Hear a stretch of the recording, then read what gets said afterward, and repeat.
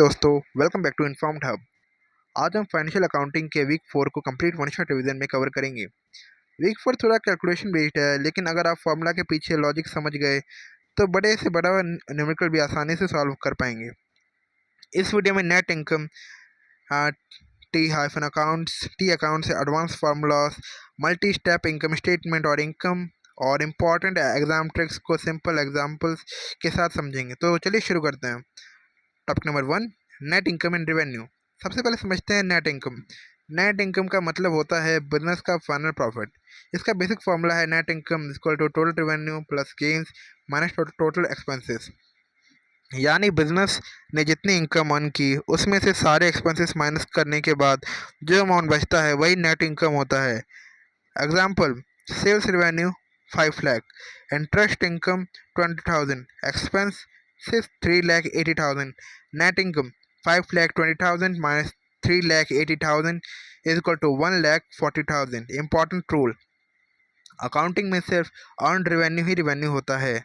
अगर कस्टमर ने advance payment दे दी है और सर्विस अभी बाकी है तो उस अमाउंट को रेवेन्यू नहीं बोलेंगे, उसे अनअर्न रेवेन्यू या लायबिलिटी कहेंगे। ये एग्जाम का फेवरेट क्वेश्चन होता है। Topic number 2, T account logic. Accounting में टी अकाउंट बहुत यूजफुल टूल है। एक सिंपल फॉर्मूला याद रखिए, beginning balance plus added minus use is equal to ending balance. ये फॉर्मूला लगभग हर एडजस्टमेंट क्वेश्चन में काम आता है। Example, prepaid insurance opening balance 10,000, new insurance 8,000, insurance use 6,000, ending balance 10,000 plus 8,000 minus 6,000 is equal to 12,000। इसी लॉजिक से unearned revenue और प्रीपेड एक्सपेंसेस के क्वेश्चंस भी सॉल्व किए जाते हैं। बस आइडेंटिफाई करिए बिगिनिंग कितना था, बीच में कितना ऐड हुआ, कितना यूज़ हुआ और एंडिंग बैलेंस निकाल दीजिए।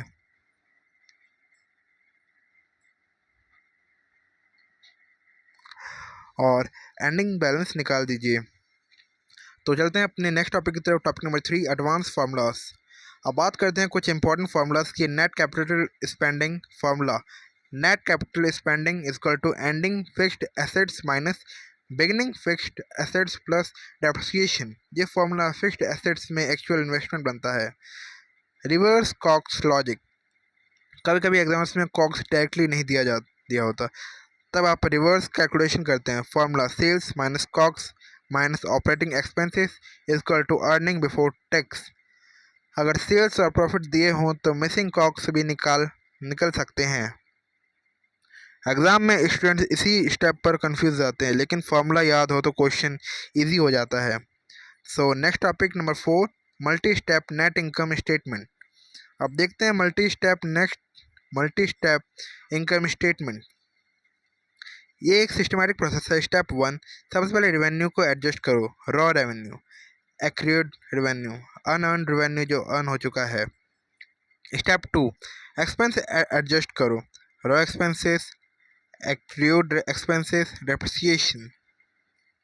स्टेप नंबर 3, रेवेन्यू में से एक्सपेंस माइनस करो, इससे मिलेगा EBT minus earning before tax. Step 4, tax calculate करो, net income, EBT minus tax. ये पूरा प्रोसेस एग्जाम में न्यूमेरिकल के फॉर्म में पूछा जाता है। अगर सीक्वेंस याद है तो क्वेश्चन कभी गलत नहीं होगा। तो चलते हैं नेक्स्ट टॉपिक पर। Topic number 5, important transaction impacts. आप कुछ इम्पॉर्टेंट ट्रांजेक्शन देखते हैं। इक्विपमेंट परचेस, अगर मशीन 2 लाख की खरीदी, 50,000 कैश दिया, बाकी लोन, तो machine asset increase, cash decrease, liability increase. Inventory on credit, customer को उधार पर गुड्स सेल किए, अकाउंट्स रिसीवेबल बढ़ेगा, रेवेन्यू भी बढ़ेगा, कैश भी इंक्रीज नहीं होगा।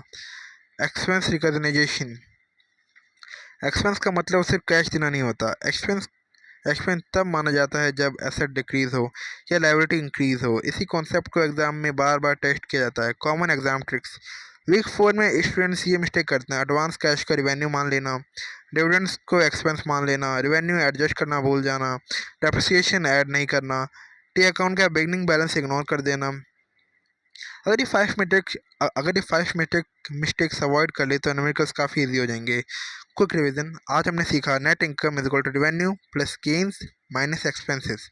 सिर्फ अर्न रेवेन्यू ही रेवेन्यू होता है, अनअर्न रेवेन्यू लायबिलिटी होती है।